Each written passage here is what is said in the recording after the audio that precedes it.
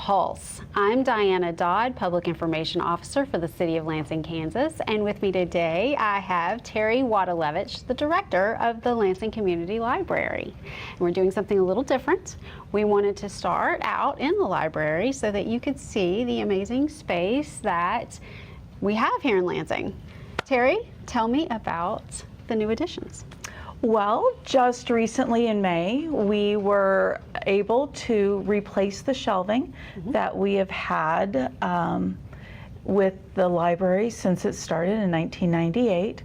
They were wonderfully built shelves from the Lansing Correctional Industries. Okay. They were all wooden. Right, they were really heavy. They were really heavy. They really sturdy. They've lasted that long.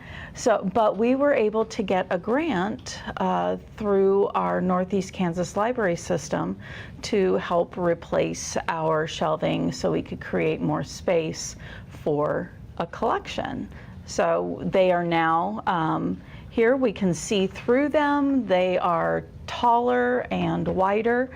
But because they are metal, we are able to actually have more space instead of the gaps in between the old bookshelves. It created a 2 or 3 inch space. So we've actually created more space and made our footprint within the library smaller. So it's really nice. We have about a 25% more capacity for books here in the library. Well, and I would say that you have at least 25% more light because when they were, the big wooden ones had solid backs and you couldn't see through them like you said. Yes. And it was a little darker in here. So it was. Much brighter and more fun, I think. Yes, it was really kind of funny. One of the first times I walked in the library after we got the new shelves, it was bright and sunny outside, and I didn't realize at first that we didn't have our lights on.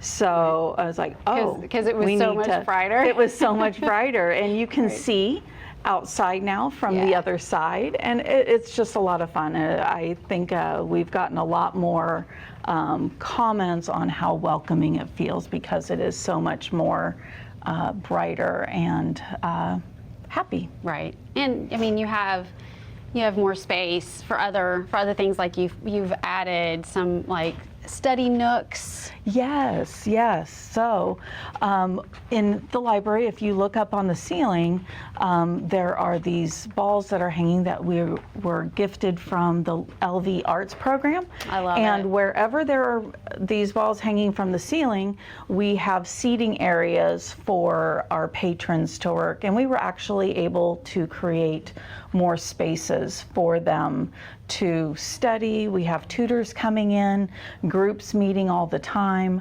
It's a lot of fun. Fortunately, right now it's a little bit quiet in the library in the morning because school has just started. But yeah, it creates a lot more inviting space for people to just come. And one of my favorite new areas is this over here, where we have kind of like a cafe style. Yeah. Each one has its own charging station, and they can kind of just sit there and look outside and just kind of feel more of a cafe type, because we do allow drinks in here as long as they have a lid. Right. So. Well, and speaking of outside, you also added your patio area just recently. Oh, yeah. So our Friends of the Library group created this wonderful space outside for us. It is an enclosed fenced-in area with seating and tables and outdoor lighting, and a nice little pergola out here. So as the sun comes around, it creates a little bit of a shady space. People come and have their lunches out here. They'll do tutoring sessions out here. They just come and sit down and read and hang out. This is your story time area, and you do story time on Tuesdays and Thursdays, right? Tuesdays and Thursdays and Wednesday evenings. Oh, okay. Yeah, we have a Wednesday evening and a Saturday afternoon of story time to help with the parents who are working or have other things going on. So we're able to accommodate all types of families. And what are the age categories and for the different, because you've got more than one story time. Isn't there one for like littles? Yes, and then, yes. So we do try to have different story times for different age groups. They have different developmental needs at each stage. Right. So Tuesdays are birth to 2. Okay. And of course, you know, those who have older siblings, they're more than welcome. It's just the curriculum is built towards that age group. And on Thursdays, it's like 2 to 4. Okay. And the story times that are developed are for those at that age. And again, kids that have younger siblings, the younger siblings are more than, we're never going to turn them away. No, right, of course. But on the evenings and the Saturdays, is that more of a mix? That's more of a mix for all ages. Saturdays more what we call preschool play, where we put out fun activities for the parents to interact with them, and they'll work on counting or matching, tactile things. Last week they, I believe, worked with sand outside and did some digging. They did a fossil dig one Saturday during our summer program. Because the theme this summer was dinosaurs. Yes, and how can you not like dinosaurs? Right. So everybody loves dinosaurs. Absolutely. So we would be remiss if we didn't mention the Imagination Library. Yes. And the program that Dolly Parton started. Yes. Since we lost her yesterday. Yes. So she started the program to honor her father, who was not able to read or write. And the program is set up so that children from birth to age 5 receive a book each month when they're registered for the program. Our program is for the children within the city of Lansing. Okay. It is a statewide program. Yep. We started in 2021. Okay. So we were the first library in the area in Leavenworth County to start the program. That's awesome. It was pretty exciting. That's why it's within city limits. Right. But these are all books that have been sent to children in the program. We're pretty excited about the kids. We just got a story that one of the first graders used a book that she received in the program as a book report. Aw, So, I and love that. she has a bunch of favorites that they've kept, and they're on her bookshelf. So, and she was one of our first to sign up for the program in 2021. Oh, I so love that. We Well, love this I program. know Dolly would especially love that. And I really like the quote that you have up here. If I'm remembered 100 years from now, I hope it will not be for my looks, but for books. Yes. And I think Dolly has a good shot of being remembered for 100 years. I think so too. Yeah. I think so too. She's an amazing woman. Yes. So one last stop in the library before we have our little sit down. Let's go look at the Kansas section. Yeah. So this section is brand new. Okay. We were able to create it when we got the new shelving because we created more space. Right. So one of the fun things, there are so many books in the collection that are either written by Kansans or about Kansas. We have all of our Kansas notable books we pull out and put over here. So anything that you want to know about Kansas, we probably have over here. Everything from In Cold Blood to birds and Kansas flora, history, all of the fun things, geology. One of the books that we just we had a program from the Kansas Humanities Council. That is over here. So it's just a lot of fun. We do have a lot of things about the border war over here. All right. So yeah, it's just a lot of fun to be able to have an area that is just dedicated to Kansas here. Okay, and you mentioned earlier that before we started talking or recording that it's not quite finished. No, This is a work in progress. Okay. We're working on some signage. We do have some buffalo hanging above it to kind of indicate, we can say, go over to the buffalo picture right now. But as we get more and more books from Kansas authors and the Kansas notables, things that we see when we're ordering, we just add to the collection. And they're always available for checkout. So I just noticed the pictures hanging to the left of the Kansas Foundation? Foundation. The Kansas collection. Yeah, we thought it was appropriate to put these pictures up over here by the Kansas collection. They were painted by Michael Young and donated to the library. These are the Lansing Library founders. We have Gene Young, Kenneth Bernard, and Kenneth Ketchum, and the newspaper article that was printed when we did our ribbon cutting over at the Lansing Community Center. And that was the founding of the Activity Center. library in '98, right? Yes, That was correct. on the ribbon cutting. And correction, it was the Lansing Activity Center, not Lansing Community Center. So, yeah, we thought it was appropriate to have those hung up here, so kind of looking over the Kansas collection. Yeah, I love that. Brings the history of the library together with The history of the state. Yeah. Yeah, absolutely. So Terri, thank you so much for the tour of the library. It was fascinating, and now I'm really tempted to go and work on that patio. Go hide. But why don't you tell us a little something about you? Well, I have been at Lansing Library since 2013. Okay. I started as the children's librarian, and in 2015 I became the director and have been having fun with that ever since. That's great. It was, oddly enough, the last thing I wanted to be when I was growing up, being a librarian. Okay. From the time I was in junior high, my grandmother, who helped start the library and bookmobile in her town back in the 50s, she kept telling me I was going to be a librarian.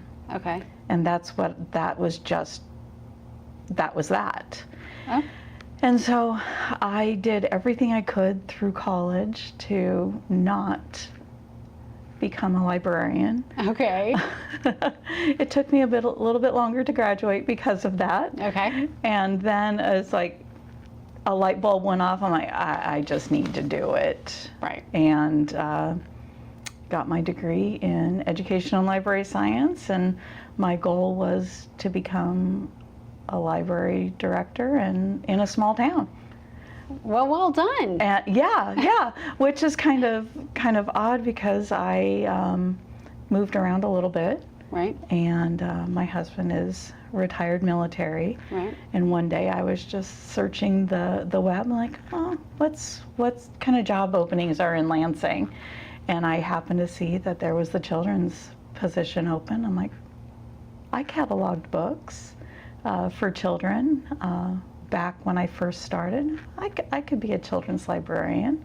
And I was fortunate enough to be given the opportunity to get back into my career field after he retired. All right. Well, obviously, we enjoy having you in Lansing, and you've done a great job with our library. And the library just wrapped up its summer program, which is largely for kids. Yes. And you had a record number of visitors this year, didn't you? Oh my goodness, yes. I had to write these down just because I didn't believe them at first. This year we had 12,000 participants in the summer reading program itself. Wow. Which was a lot more than normal. We had over 7,000 books checked out, both physical and digital.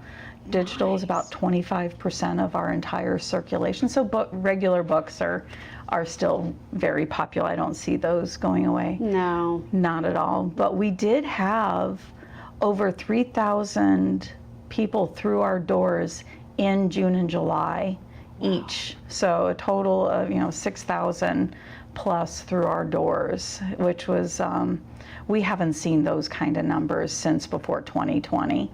So That's it's great. definitely back, and it's just wonderful. And we usually see a dip in August, Right. with school going back, and our numbers are still staying strong. So I'm optimistic that we're going to end the year with some record numbers, definitely since 2020, but we may even break some numbers from before 2020. Keeping my fingers crossed on that one. That's fantastic. So it's a lot of fun, but I would be remiss if, we may have done a great job over the last, 10 years, 13 years here, but we are just building on to what was built before us. Our first librarian was part-time, and she did a great job getting things started. She was wonderful with that, Darlene Dean. And then Kim Turner was the first full-time director. Okay. And she was amazing at the events and administrative and getting the library's face out there. She wrote some great articles for the Leavenworth Times and I guess the Lansing Lamp? No. Lamp. The No, Lamp that was Fort Leavenworth. But she did a great job getting the word out about the library. And then Mike McDonald looked and reorganized the way the layout works and got the work area set. So those three people before me really laid the groundwork to get the library where it's at today. Well, and we mentioned that the library was actually founded in 1998. It was run by volunteers, I Yes. think, and founded by volunteers.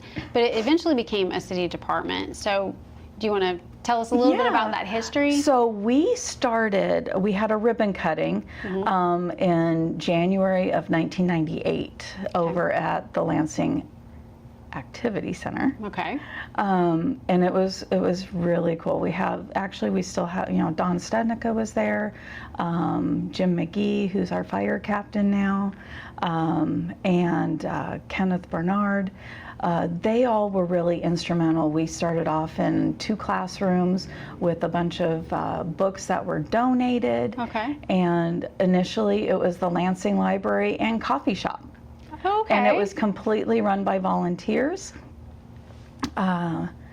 And let's see, I wrote this down because we have a lot of different dates, but in 2001, the city wrote an ordinance to establish the library as a department of the city. All right. So we started off as volunteers and we're like, hey, this is going really well. We're gonna, I guess, codify it and make it so. Right. And it was a lot of fun.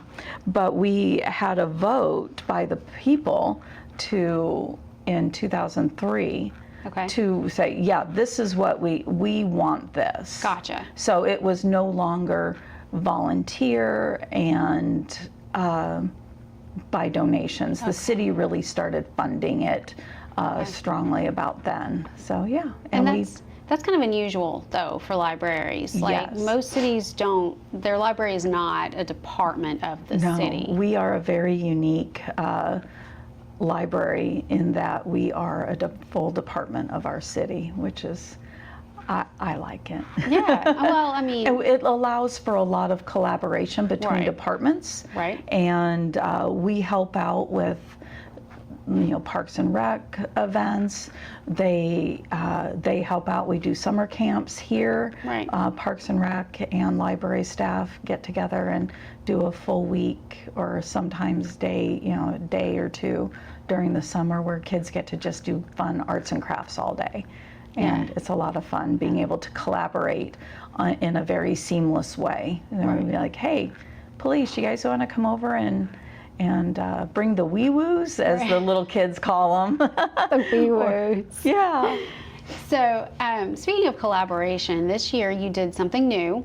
You participated in a USDA food program, and your Friends of the Library helped. You want to tell us about that? So I was contacted by Catholic Charities about providing a lunch program in the county for children under 18. Okay. So they brought us the food. It was all free to us. We just provided the space and the location, and we picked a day during the week for an hour that children and families were able to come in and pick up bags full of 5 different lunch packs. Okay. And we were the only one in the county to do it. So Okay. it was pretty fun to do. Our volunteers with the Friends of the Library championed that program. Once I shared with them the purpose, they were like, absolutely. They jumped right on board and got it going. That's great. And we served over 2,600 lunches this summer. So yeah, it was great. We were one of the highest volume locations of brand new locations this year. So it was kind of exciting. Right. Hope to expand that next year. Okay. And serve even more children. So you're going to keep doing it? I think so. The volunteers were absolutely adamant about doing it if we were offered the opportunity again, and so I will reach out and let them know. That's great. Yeah. Well, Terri, thank you so much for the fantastic overview of the library and sharing with us all the programs and everything that the library has to offer. You want to tell us your hours real quick before we wrap this up so everybody knows when they can come? Yeah, absolutely. So we are open Monday through Friday, 9 to 6, Okay. and Saturday, 11 to 3. Perfect. Yeah. That's great. So thank you so much again for coming on Lansing Pulse and for all that you do for the Lansing community. Well, We really thank you for appreciate it. having me today. Thank you so much. You're welcome. You've been watching Lansing Pulse. I'm Diana Dodd, Public Information Officer for the City of Lansing, Kansas.